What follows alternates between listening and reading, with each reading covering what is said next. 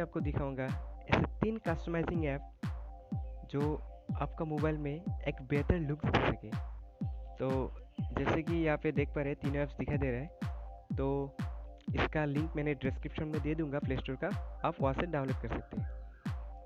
तो जैसे कि देखिए, पहला ऐप्स है वॉल्यूम स्टाइल, जो जैसे कि सभी मोबाइल में एक इनबिल्ट वॉल्यूम पैनल रहता है, जैसे कि ये वॉल्यूम बार। तो अगर इसको सेंस करना है या कस्टमाइज करना है तो इसका सेटिंग नहीं मिलता है या हम लोग नहीं कर पाते, ये इनबिल्ट रहता है। तो अगर इसको सेंस करना है तो ये ऐप्स डाउनलोड करना पड़ेगा आपको, वॉल्यूम स्टाइल्स। तो अभी मैं डाउनलोड कर चुका हूँ, तो अभी दिखा दूंगा आपको ये कैसे काम करता है। तो पहले तो ऐप्स खोल लेता हूँ। ये खोलने के बाद यहाँ पे ऐसा इंटरफेस आ जाता है। तो ऐसे इंटरफेस आने के बाद यहाँ पे आपको स्टार्ट करना होगा।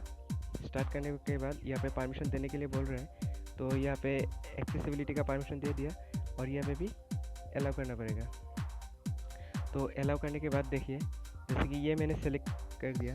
ये सेलेक्ट करने के बाद देखिए, अभी मेरा वॉल्यूम स्टाइल कुछ अलग हो गया। जैसे कि यहाँ पे MI का है, तो अभी देखिए वॉल्यूम बार MI जैसा हो गया। तो ये नीचे और भी है, जैसे कि iOS का है, और नीचे में ये एक स्टाइलिस्ट वॉल्यूम पैनल है, ये यूनिक सा लग रहा है, तो इसका भी आप यूज़ कर सकते हैं। और यहाँ पे और भी सेटिंग्स है, कुछ डार्क मोड वगैरह ऐसा कुछ है, तो ये भी यहाँ से आप डाउनलोड कर सकते हैं, आई मीन कस्टमाइज कर सकते हैं।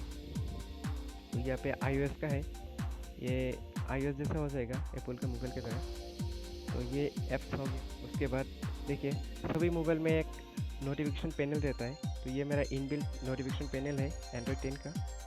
तो अगर इसको सेंस करना है या सैमसंग की तरह स्टाइलिश करना है, तो क्या करना पड़ेगा, आपको वन शेड ये ऐप्स डाउनलोड करना पड़ेगा प्ले स्टोर से। तो जैसे कि ये अभी आपको दिखाऊंगा कैसे काम करता है। तो ये ऐप खोलने के बाद ऐसा इंटरफेस आ जाता है। इंटरफेस आने के बाद यहाँ पे ऑफ रहता है, इसको ऑन करना पड़ेगा।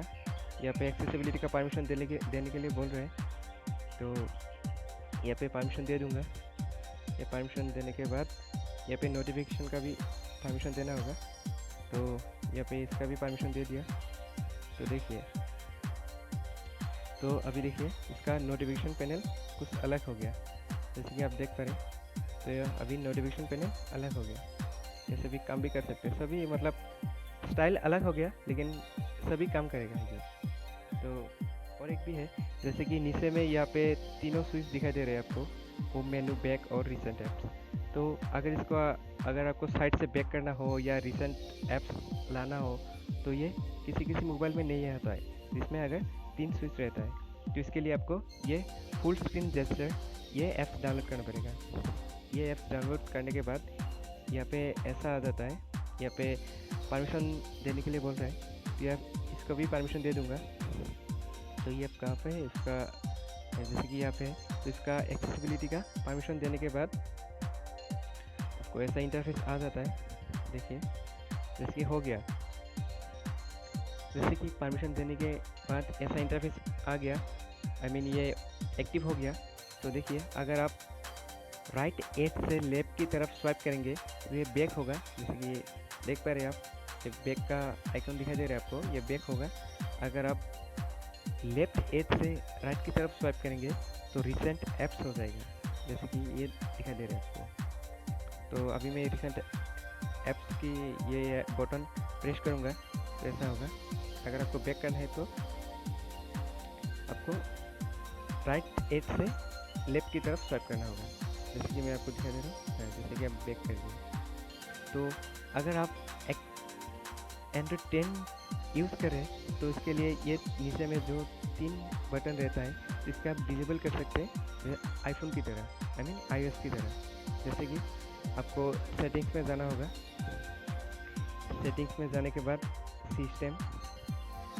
सिस्टम में जाने के बाद यहाँ पे जेस्चर में जाने के बाद यहाँ पे सिस्टम नेविगेशन के बाद यहाँ पे आप जेस्चर नेविगेशन ये ऑन कर दीजिए। ये ऑन करने के बाद ये नीचे से 3 ऐप्स डिसेबल हो जाएगा। तो ऐप्स डिसेबल होने के बाद यहाँ पे सिर्फ स्वाइप करने से होम और लेफ्ट से बैक और प्रेस अप टू रिसेट, तो ऐसे कर सकते हैं। Thank you.